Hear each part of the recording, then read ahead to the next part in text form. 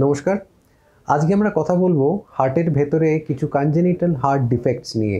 তার মধ্যে থেকে কমনেস্ট হচ্ছে এট্রিয়াল সেপ্টাল ডিফেক্ট, অর্থাৎ বাংলায় যেটাকে আমরা বুঝিয়ে বলবার জন্য বলি যে হার্টের ডান দিক এবং বাঁ দিকের মধ্যে রক্তের যখন সংমিশ্রণ ঘটে যায় ভুলবশত, সাধারণভাবে কিন্তু অক্সিজেনেটেড ব্লাড এবং ডিঅক্সিজেনেটেড ব্লাড মেশার কথা নয় হিউম্যান হার্টে।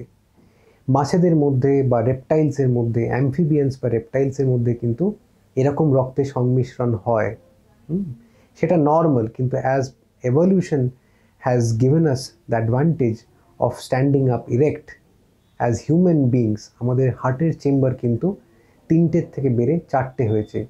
মাছের ক্ষেত্রে হার্টে 2টো চেম্বার থাকে।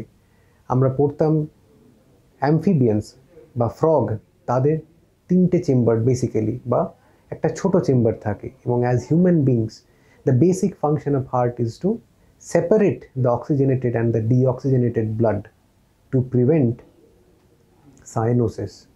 সাইনোসিসটা কি? ব্লুইশ কালার এসে যাওয়া বডির মধ্যে। সেটা কখন ঘটবে? যদি ইনঅ্যাডভার্টেন্টলি ডান দিকের এবং বাঁ দিকের, অর্থাৎ the deoxygenated blood from the right side and the oxygenated blood from the left side gets mixed, and the commonest scenario where this happens is ASD. সব ASD তে যে সাইনোসিস হয় তা নয়, কিছু কিছু স্পেসিফিক সাবসেটে সাইনোসিস হবে। তবে ASD থাকলে অনেক রকম প্রবলেম পরবর্তীকালে হতে পারে, যেমন বুক ধড়ফড় করা, রাইট সাইডের হার্ট ফেলিয়ার, সেখান থেকে কিছু কিছু প্যারাডক্সিক্যাল এম্বলিজম, অর্থাৎ ছোট ছোট ক্লট ডান দিকে তৈরি হয়ে বাঁ দিকে চলে গিয়ে অন্যান্য জায়গাতে স্ট্রোক করতে পারে। এবং সেক্ষেত্রে যদি আপনি আগেই সেগুলোকে ট্রিট করেন, সেগুলো কিন্তু আর পরবর্তীকালে ঘটবে না।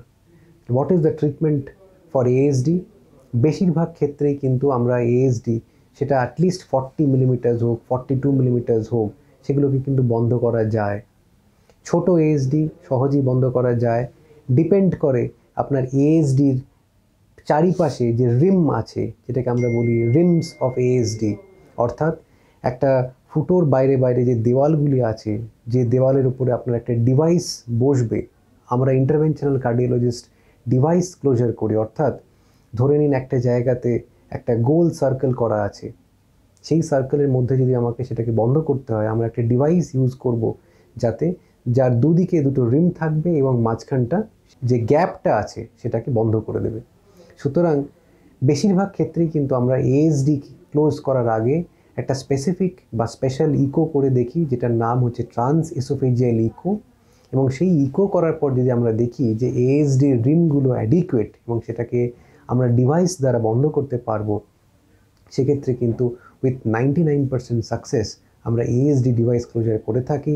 এবং তার ফলপ্রসূ পেশেন্টের কিন্তু ফলো আপে পেশেন্টরা খুবই ভালো থাকেন এবং কোনো সাইড এফেক্টও হয় না। সুতরাং আপনি কিন্তু অ্যাঞ্জিওপ্লাস্টির মতোই ASD ডিভাইস ক্লোজারও করতে পারবেন উইদাউট এনি অ্যাডেড ডিসঅ্যাডভান্টেজ। তাহলে ASD নিয়ে আমাদের যে 2-3টে জিনিস খুব প্রয়োজনীয়ভাবে জানার দরকার। 20 থেকে 30 বছর বয়সের ছেলে বা মেয়ে যাদের বুক ধড়ফড় করে, অল্প নিঃশ্বাসের কষ্ট হয় বা হাঁপিয়ে যান, কিংবা যে সব ফিমেল পেশেন্টসরা বা ভদ্রমহিলা প্রেগনেন্সির আগে অবধি ঠিক ছিলেন, হঠাৎ করে প্রেগনেন্সির পরে হয়তো হাঁপিয়ে যাচ্ছেন, তাদের ক্ষেত্রে কিন্তু আমাদের ইকোকার্ডিওগ্রাফি করে দেখা দরকার যে আপনার হার্টে কোনো ফুটো আছে কি না। এবং অবভিয়াসলি বড় অবস্থায় অনেক সময় আমরা দেখি যে 50-55 বছর বয়সেও কিন্তু আমরা এই ডায়াগনোসিস পাই, এবং সেক্ষেত্রে প্রেজেন্টেশনটা পাল্টে গিয়ে হয় বুক ধড়ফড় করা কিংবা স্যাচুরেশন কমে যাওয়া।